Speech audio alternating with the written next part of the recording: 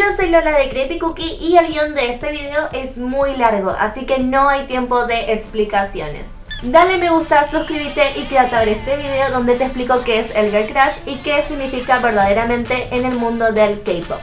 Girl Crush es una idea que existe desde antes que existiera el K-pop. Era más bien un término que comenzó a utilizarse a comienzos del siglo XXI, haciendo referencia a los flechazos / enamoramientos que las niñas en su desarrollo psicológico y biológico eran capaces de sentir hacia otra mujer, sin ningún tipo de tensión sexual. El término surge del inglés, donde se le dice crush a la persona de la cual estás enamorado / enamorada. Así que, como los primeros sociólogos que investigaron sobre esto no tenían mucha imaginación, decidieron llamarlo Girl Crush. Ahora vamos a lo que nos importa, cómo llegó esta palabra al K-pop. El término llegó primero al mundo de la música occidental, cuando entre los años 2005 y 2010 se hicieron famosas mundialmente artistas como Taylor Swift, Rihanna, Katy Perry y Nicki Minaj.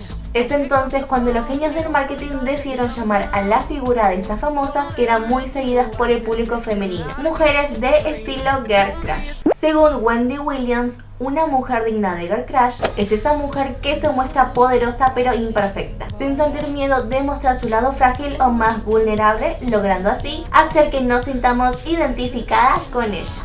Siguiendo estas ideas, ahora se me ocurre que tanto Madonna, las Spice Girls o tal vez hasta la reina de Inglaterra en su mejor momento podrían haber sido consideradas mujeres dignas para que otras mujeres tengan un Girl Crush con ellas. Ahora que ya sabemos lo que es un Girl Crush, voy a hablar de lo que nos gusta a todos, el K-pop. Estos son los Seo, Taehyung and Boys.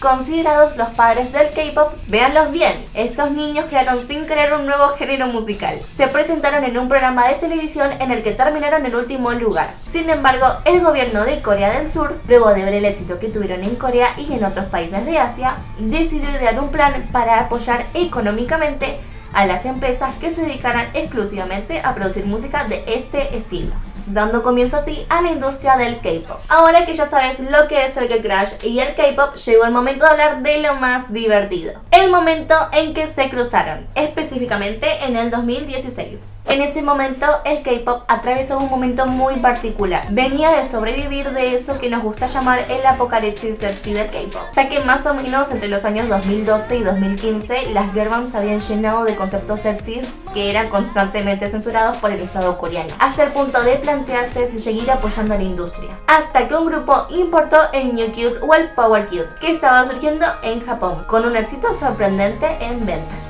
El Power Cute realmente cayó en el mercado coreano y cambió todo. Luego de eso, todas las demás empresas empezaron a hacer cute, ya que era igual de exitoso que lo sexy y no era censurado. Todas las empresas excepto una de las grandes, la rebelde y malhumorada de la Y y la G. ¿Recordás a los Seo, Taehyung and Boys? Bueno, uno de ellos era Jang Hyun-suk, el fundador de la empresa del Y y la G, una de las 3 primeras productoras de K-pop de la historia. Según algunos rumores, esta empresa estuvo varias veces en quiebra. Supuestamente esto sucedía porque Jang Hyun-suk siempre intentaba hacer llegar a sus artistas más exitosos al mercado de la música internacional, pero casi nunca logró hacerlo con éxito. Luego de tener problemas con su girl band insignia 2NE1, la productora le dijo a su máximo productor de confianza, quien había producido varias de las canciones más exitosas de la compañía, llamado Teddy Park: te voy a encargar exclusivamente la producción de nuestra próxima girl band, con una sola condición: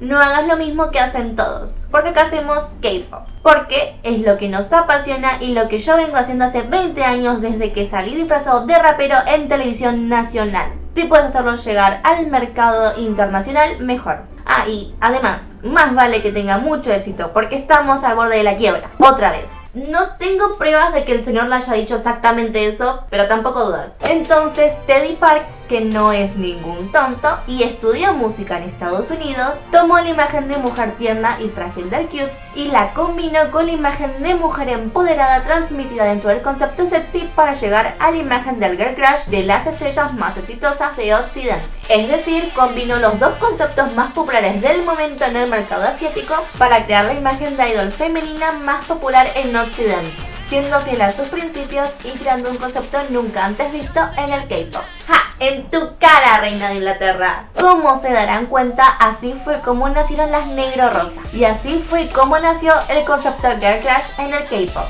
Personalmente no soy una fanática de este concepto, pero yo no soy una fanática extrema de nada. Sin embargo, considero que es un concepto muy importante porque terminó siendo el estilo que tanto necesitaban las girl bands coreanas para llegar al mercado internacional. Y ahora que llegó, las idols occidentales van a tener que esforzarse para superar a los super espectáculos que el K-pop nos tiene acostumbrados a ver desde hace ya un par de años.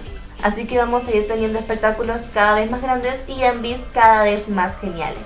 Porque a mí muchas cosas no me gustan, pero lo genial me encanta. Yo soy Lola y esta es la señora Vaca. No olvides suscribirte en el botón rojo de acá abajo y activar la campanita. Tampoco olvides darle manito arriba al video si te gustó y compartirlo con todos tus amigos. Nos vemos la próxima. Chao.